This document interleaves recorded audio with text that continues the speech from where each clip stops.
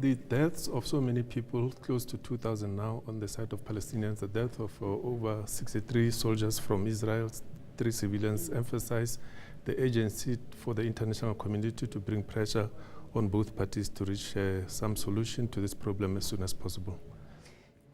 A truce, a 7-hour humanitarian ceasefire. I mean, we're seeing ceasefires, we're seeing a few hours, we're seeing, truces here, 4 hours here and there. I mean, what does this actually do?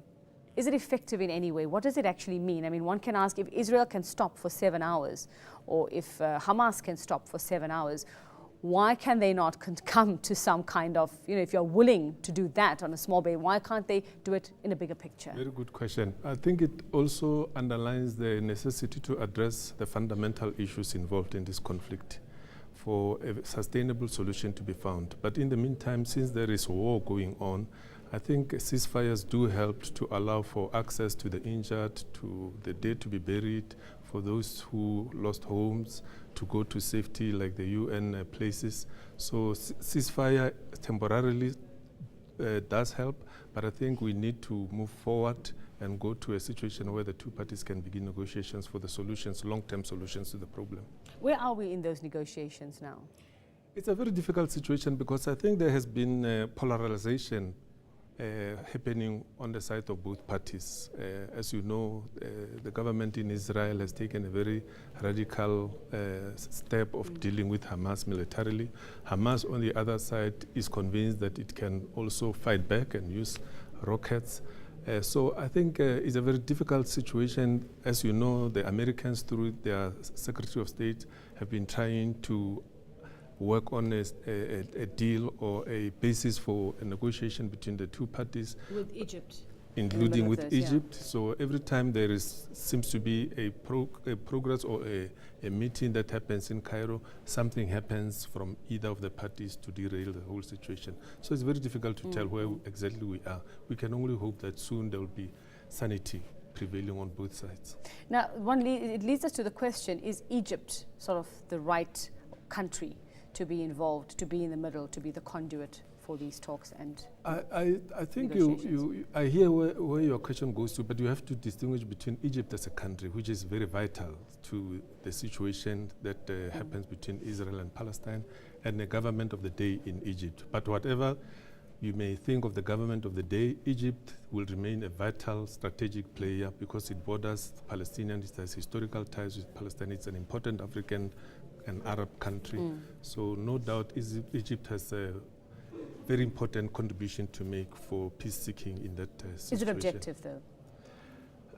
It's a debate. I think the sense Hamas seems to be getting is that because they were very close to former President Morsi, who was deposed, yes, and that now President al-Sisi, who perpetrated the coup, I think Hamas thinks that Egypt is not as close to them as under President Morsi. It's not for us South Africans to say whether Egypt is neutral or not. I think we need to help whatever party that bears influence on that situation to do what they can. I think you've spent a lot of time in the region there. You know people from both sides. Who do you think is likely to give in? If between the 2 parties, yeah. Israel. I don't think either will, given what both parties think they are gaining out of this situation. But I think it is important for the 2 parties, if there is any giving to happen, to do it simultaneously for the sake of their own people. Let's put it this way, what needs to happen? I think where I stand, there are 2 steps, or rather several steps that need to, or considerations that one has to bear in mind. For the most important thing is that there has to be an understanding that the 2 parties have to go to negotiations. Secondly, that there is an important role that the Arab countries in the region have to play. They themselves need to build consensus because they are divided.